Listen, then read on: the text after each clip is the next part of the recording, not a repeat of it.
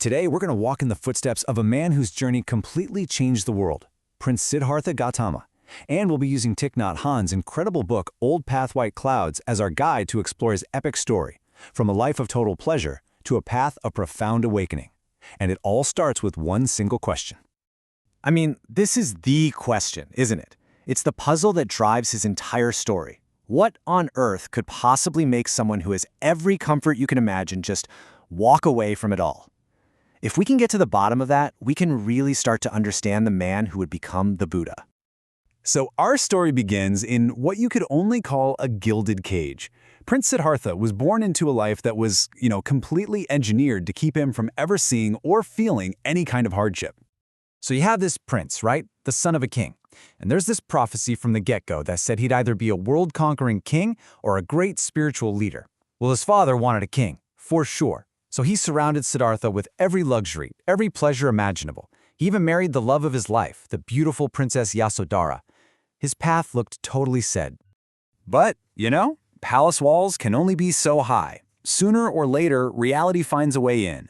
On a few trips outside the palace, Siddhartha saw what his father had tried so desperately to hide from him. He saw a frail old man, a person suffering from a terrible disease, and a dead body.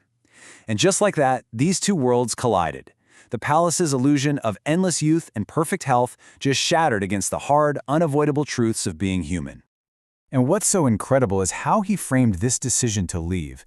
This wasn't some selfish act of running away. No, he saw it as a mission. He told his family, "I go now on behalf of all of you and all beings." He knew that the suffering he saw wasn't just out there, it was a universal condition. And he made a vow to find a way out, not just for himself, but for every single one of us. And so, with this incredible new purpose, Siddhartha just sheds his old life. He left his royal robes behind and set out on this grueling 6-year quest as a homeless ascetic, absolutely determined to find the very root of all this suffering. I mean, this guy went all in. He sought out the most famous meditation masters of his day and mastered their techniques. Then he went to the other extreme, practicing severe self-denial, fasting until he was literally on the brink of death. But at the end of it all, after pushing his body and mind to their absolute limits, he had this huge realization. This wasn't it. The life of total indulgence in the palace didn't work, and this life of total denial, that didn't work either. Neither extreme led to the truth. And this is where he comes up with this beautiful, brilliant analogy. He realized the path to truth was like tuning an instrument. If the strings are too tight, they'll snap. But if they're too loose, you can't make music. It has to be just right. This was his great discovery, the middle way, a path of balance. And that insight changed everything. So, he's done with the palace life and he's done with starving himself. Siddhartha found his way to a large tree, which we now know as the Bodhi tree, and he sat down. And right there, he made a powerful vow. He would not move from that spot until he found the answer he was looking for. And there, in that meditation, it happened. He had this profound awakening, what's called Bodhi. He saw with total clarity where our suffering really comes from. It's from a deep misunderstanding of reality, this false belief that things last forever and that we're all just separate, isolated people. You see, he realized that this constant change, this impermanence, it's not some cosmic mistake. It's actually what makes everything possible. A child can't become an adult if they're permanent. A cloud can't become rain if it's permanent. Everything is deeply interconnected, all part of this incredible flowing dance. There's no fixed, separate me or you at the center of it all. So now he's the Buddha, the awakened one, and he has a choice to make. Does he keep this incredible insight to himself, or does he try to share it? Well, he chose to teach. He decided to turn the wheel of Dharma, to set in motion this path so that others could find their own way to liberation. So what does he do? He goes and finds his 5 old friends, the ones he practiced those extreme methods with. He finds them in a place called the Deer Park. And there, he delivers his very first teaching, laying out the entire foundation of the path he discovered. And he lays it all out super logically, like a doctor diagnosing an illness. He calls them the 4 noble truths. First, hey, suffering is real. It exists. Second, there's a reason for it. It comes from our craving and our attachment to things. Third, and this is the good news, there's an end to suffering. And fourth, here's the path, the 8-fold path that will lead you to that end. It's the prescription. And to make this path something people could actually walk, he offered what he called the 3 jewels, or 3 treasures that you could take refuge in. First, the Buddha, the example of someone who has woken up. Second, the Dharma, the teaching itself, the map. And third, the Sangha, the community of people walking the path right alongside you. They all work together.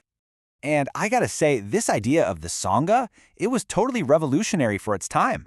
This was a community that just erased all the social barriers. It didn't matter if you were a prince or an untouchable, a man or a woman.